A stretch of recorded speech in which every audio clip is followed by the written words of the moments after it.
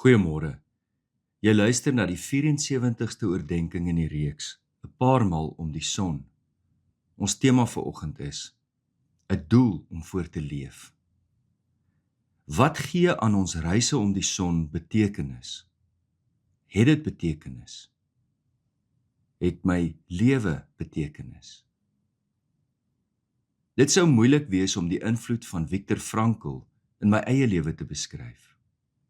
Sy boek Man's Search for Meaning, waar hy die ervarings in die nazi-konsentrasiekampe beskryf, het generasies se verbeelding aangegryp. Te midde van daardie onmenslike wreedheid is die mees bose en heiligste van menswees vertoon. In die bladsye van Frankl se boek ontdek 'n mens universele wyshede. Waarvoor Frankl seker die meeste onthou sal word, is sy uitgangspunt dat 'n mens byna enige uitdaging in die lewe kan oorkom, solank jy 'n rede het om te leef. He who has a why can deal with almost any how. Frankl het tot die ontdekking gekom dat mense dikwels 'n eksistensiële frustrasie of selfs 'n eksistensiële vakuum beleef.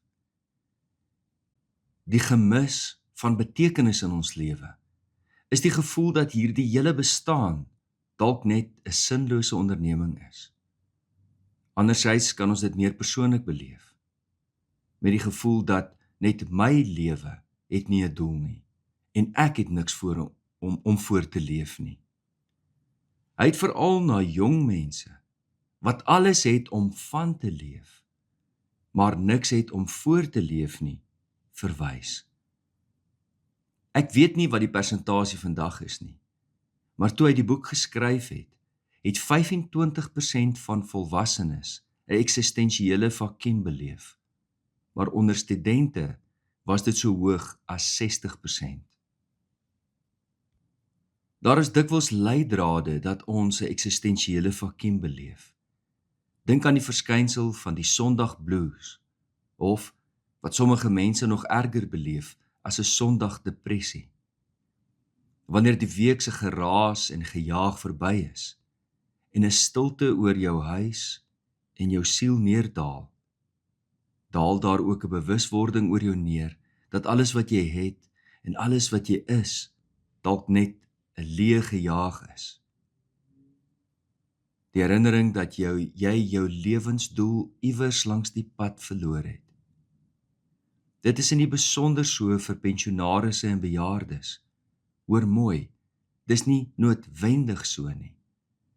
Maar dit is 'n hoë risiko ouderdom vir 'n verlies aan sin, lewenssin. Die een manier hoe ons kan dink oor die sin van ons bestaan of persoonlike doel, is om aan hierdie een groot doel te dink waarvoor ons leef. Jy en ek mag dit dalk beskryf as ons lewensroeping. Die ander manier hoe ons oor die sin of die doel van die lewe kan dink, is nie ons lewensdoel in geheel gesien nie, maar 'n mens se lewensdoel op 'n spesifieke oomblik, 'n spesifieke tydperk in jou lewe. As 'n mens net een lewensdoel het, byvoorbeeld om 'n professionele atleet te wees, mag jou lewensdoel sneuwel met 'n permanente besering en daar stort jou hele lewensbestaan ineen. 'n Lewensdoel wat te spesifiek is, kan ons baie gou in 'n eksistensiële vakuum laat beland. Daar is wel vir my 'n hiërargie van betekenis in ons lewe, of 'n hiërargie van lewensdoele. Die eerste en hoogste oortuiging is die geloof dat daar 'n God is wat my hier gewil het. Selfs in die donkerste tyd van my lewe, waar ek die gevoel het dat ek verlore is, leef ek met die onblusbare hoop dat ek hier uit sal kom, dat ek weer 'n doel sal vind, al tas ek nou met uitgestrekte hande in die tyd se donker gange af. Ek moet hier wees vir 'n rede. En daardie doel is in my ingeskape en daardie lewensdoel is in die heelal uitgespreek. Die tweede oortuiging, en dit het ek by Frankl geleer, is dat die vraag na die sin en die doel van die lewe eintlik omgekeer is. 'n Mens kom tot die uiterste besef dat dit nie ons is wat vra wat die sin van die lewe is nie, maar dat die lewe aan ons daardie vraag vra. Dis nie 'n vraag wat ek vir die lewe vra nie, maar die lewe wat vir my die vraag vra. En ek en jy kan net 'n antwoord gee vir ons eie lewe. Niemand anders kan dit vir my beantwoord nie. Nie my ouers nie, nie my man of vrou, my kinders of enigiemand anders nie. Dit is die antwoord wat ek verskuldig is.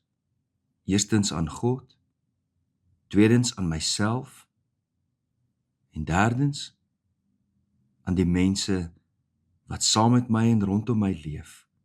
Ja, ook die samelewing waarbinne ek my bevind. Ja, ek het veel om te doen. Ek het heelwat om uit te sorteer. Ek sal deur worstelinge in hierdie lewe gaan, en met tye mag ek dalk beleef dat my lewe nie sin maak nie. 'n eksistensiële vakuum. Maar diep in my wese, wanneer ek glo, wanneer ek hoop, wanneer ek bly lief hê, leef die onblusbare oortuiging in my hart. Ek is hier vir 'n rede. Ek moet daardie rede opnuut bly vind. Al is dit net vir die volgende tree in my lewe. Dit is my doelstelling.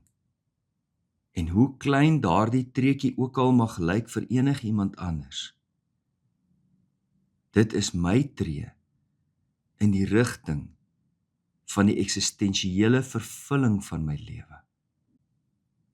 Môreoggend gesels ons verder hieroor saam. Kom ons sluit ons oë in gebed.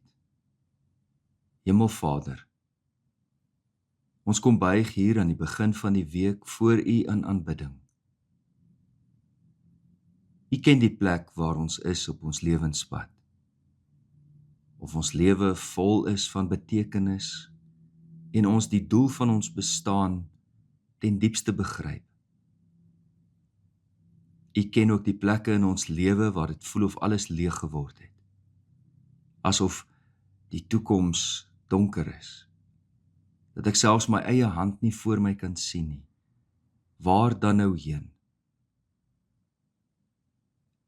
Help ons, Here, dat die lig, U ewige lig, in ons harte sal skyn, maar tegelyk ook ons lewenspad sal verlig, om te weet waarheen ons moet loop.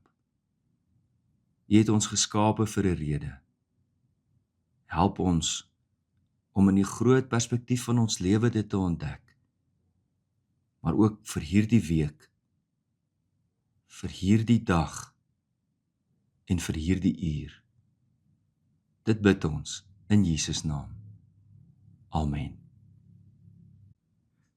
C.J. Langenhoven het gesê, doen wat reg is en maak die voorsienigheid aanspreeklik vir die gevolge, in plaas van, soos nou, te maak soos jy lekker kry en die Here die skuld te gee van die gevolge. Liefde en 'n geseënde dag, 'n geseënde week vir elkeen.